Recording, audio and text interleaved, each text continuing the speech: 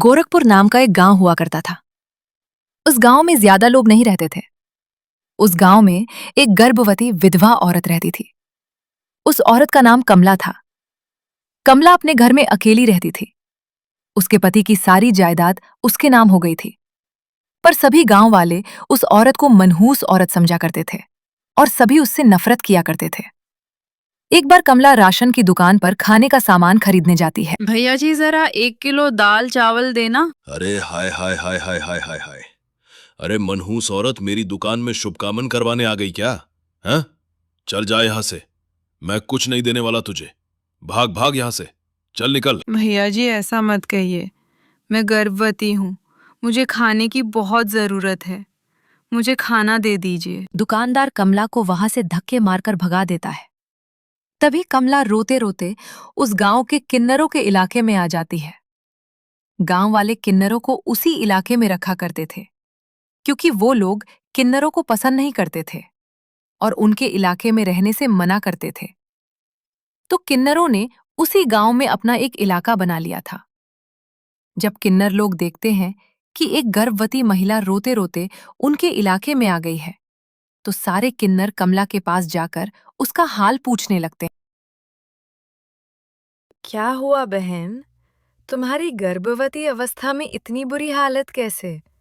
तुम रो क्यों रही हो? तुम डरो मत, हम तुम्हें कोई नुकसान नहीं पहुंचाएंगे। तुम शांत होकर सब बताओ कि हुआ क्या है। मैं कमला हूँ। मैं गांव के दूसरे इलाके से आई हूँ। 2 महीने पहले ही मेरे पति की मौत हुई है। मुझे गांव के लोग मनहूस मानते हैं, क्योंकि मैं विधवा हूँ और गर्भवती भी। वहाँ के लोग मुझे खाने के लिए कुछ बेचने के लिए भी तैयार नहीं, जिससे मेरा गुजारा नहीं हो रहा था। कोई बात नहीं कमला, हम तुम्हारा ख्याल रखेंगे। किन्नर लोग कमला को एक खाली घर में रहने के लिए जगह दे देते हैं और उसकी देखभाल भी करते हैं। कुछ ही महीने बाद कमला अपने बच्चे को जन्म देती है। पर अफसोस, कमला बच्चे को जन्म देते ही अपनी जान गंवा देती है। जब सब किन्नर बच्चे को देखते हैं तो बहुत खुश हो जाते हैं, क्योंकि वो बच्चा भी किन्नर ही था। कमला ने एक किन्नर बच्चे को जन्म दिया था। अब इस बच्चे की देखभाल कौन करेगा? हम तो इस बच्चे को गांव के दूसरे इलाके में भी नहीं भेज सकते। अरे तो क्या हुआ? इस बच्चे की माँ नहीं रही तो हम इसे पालेंगे। अब ये हमारे इलाके में रहेगा, हमारे साथ रहेगा। फिर वो किन्नर उस किन्नर बच्चे को गोद ले लेते हैं, उसका नामकरण कराते हैं। उस किन्नर बच्चे का नाम शक्ति रखा जाता है। देखते ही देखते शक्ति बड़ी होने लगती है। उसके रंग रूप बहुत सुंदर थे। वो बहुत सुंदर किन्नर दिखती है। एक दिन शक्ति एक किन्नर से पूछती है, माँ जी सुनिए ना, ये गांव के दूसरे इलाके में भी तो लोग रहते हैं, तो हम वहां क्यों नहीं जाते? हम उनसे अलग क्यों रहते हैं? शक्ति, क्योंकि वो लोग हमारे जैसे नहीं। वो लोग हमें पसंद नहीं करते, इसीलिए हम उनसे अलग रहते हैं। क्यों? वो हमें क्यों पसंद नहीं करते? मुझे एक बार उस इलाके में जाना है।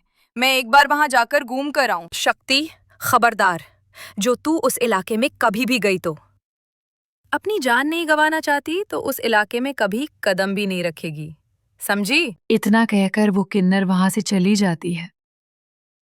शक्ति उस किन्नर की बात सुनकर बहुत रोती है। माँ जी ऐसा कैसे कह सकती है? उन्होंने इतनी सी बात के लिए मुझे इतना डांटा। अब तो मैं उस इलाके में जरूर जाऊंगी। फिर एक दिन शक्ति गांव के दूसरे इलाके में चुपके से जाती है। ये लोग तो हमारे जैसे ही इंसान हैं, तो ये हमसे नफरत क्यों करते हैं? जब शक्ति उस इलाके में पहुंचती है तो गांव के सारे आदमी उसके रूप से मोहित हो जाते हैं। वो लोग ये अंदाजा नहीं लगा पाते कि वो किन्नर है। शक्ति की सुंदरता देखकर सारे गांव वाले उसकी तारीफ करने लगते हैं।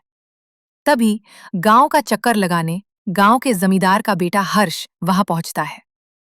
हर्ष भी दिखने में बहुत सुंदर होता है। जब हर्ष ने शक्ति को देखा तो वो भी उससे मोहित हो गया, और जब शक्ति की नजर हर्ष पर पड़ी तो वो हर्ष को देखकर मोहित हो गए। आपको पहले कभी इस गांव में देखा नहीं?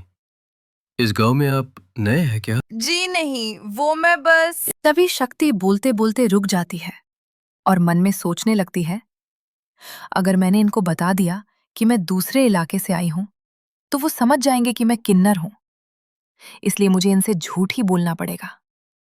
शक्ति हर्ष को कहती है, जी हाँ, मैं इस गांव में नई आई हूँ, यहाँ अकेली रहती हूँ। वैसे आप कौन हैं? आप भी इसी गांव में रहते हैं? जी हाँ, मैं इस गांव के जमींदार का बेटा हूँ। आपको किसी भी चीज की जरूरत पड़े तो आप मुझे बता देना, मुझे अच्छा लगेगा। ऐसे ही शक्ति और हर्ष एक दूसरे से रोज मिलने लगते हैं।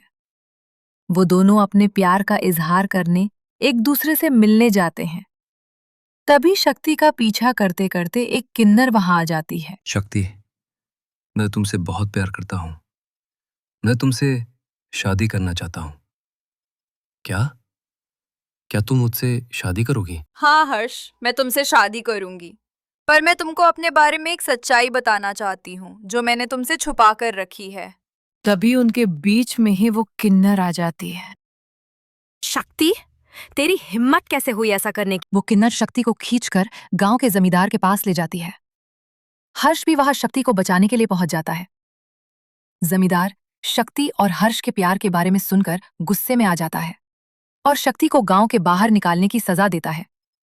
शक्ति ये बात सहन नहीं कर पाती और कुएं में कूदकर अपनी जान दे देती है।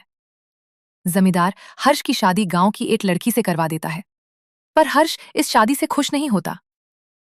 शक्ति अपना बदला लेने के लिए मरने के बाद किन्नर चुड़ैल बन जाती है। अब मैं इन गांव वालों को नहीं छोड़ूंगी। अब इनसे मैं अपने प्यार का बदला लूंगी। किन्नर चुड़ैल गांव वालों को परेशान करना शुरू कर देती है। एक बार वह रात को गांव के खेतों में पहुंच जाती है और वहां आग लगा देती है। सारी फसल जलकर राख हो जाती है। जब एक आदमी रात को उठकर देखता है कि खेत में आग लग गई है, तो वह वहां पहुंच जाता है। वह देखता है कि खेतों के बीचों बीच एक किन्नर चुड़ैल खड़ी है और वहां खड़े होकर ताली बजा रही है। गांव वाला किन्नर चुड़ैल को देखकर बेहोश हो जाता है। जब सुबह उस आदमी को होश आता है, तो वो सीधा जमींदार के पास जाता है। अरे जमींदार साहब, अरे वो किन्नर चुड़ैल ने मेरी सारी फसल जला दी। अब मैं क्या करूंगा? क्या होगा मेरा? जमींदार चुड़ैल किन्नर का नाम सुनते ही सब कुछ समझ जाता है। अब वो बहुत डर जाता है। उसी रात को जब जमींदार डर के मारे अपने कमरे में सो नहीं पाता, तभी वहां अचानक से किन्नर चुड़ैल आ जाती है। किन्नर चुड़ैल जोर जोर से जमींदार के आगे खड़ी होकर हंसने लगती है और ताली बजाने लगती है। जमींदार उस डरावनी किन्नर चुड़ैल को देखकर बहुत डर जाता है। तूने मेरे साथ बहुत बुरा किया। अब मैं तुझे जान से मार दूंगी। नहीं नहीं नहीं नहीं नहीं, मुझे माफ कर दो, माफ कर दो मुझे, मुझे मत मारो। मैं कभी ऐसा दोबारा नहीं करूंगा। अब तुम जो बोलोगी वही मैं करूंगा। ठीक है, मैं चाहती हूँ कि किन्नर इलाका गांव के इलाके से जुड़े और गांव का कोई भी आदमी किन्नर समाज से द्वेष ना करे, उससे नफरत ना करे। नहीं तो मैं सारे गांव को मार दूंगी। और तुम गांव में एक नया कानून बनाओ कि अगर किसी ने भी किन्नर समाज को हानि पहुंचाने की कोशिश भी करी या इनसे भेदभाव करने की भी कोशिश करी, तो उनको कड़ी से कड़ी सजा मिलेगी। हाँ हाँ हाँ हाँ, मैं ऐसा ही करूंगा। तुम जो बोलोगी वो मैं करूंगा, पर मुझे जाने दो प्लीज। तब वह किन्नर चुड़ैल वहां से चली जाती है। गांव का जमींदार किन्नर चुड़ैल का कहा मानते हुए दोनों इलाकों को एक कर देता है और नया कानून भी लागू कर देता है। तब से वहां किन्नर समाज और बाकी गांव वाले शांतिपूर्वक रहने लगते हैं।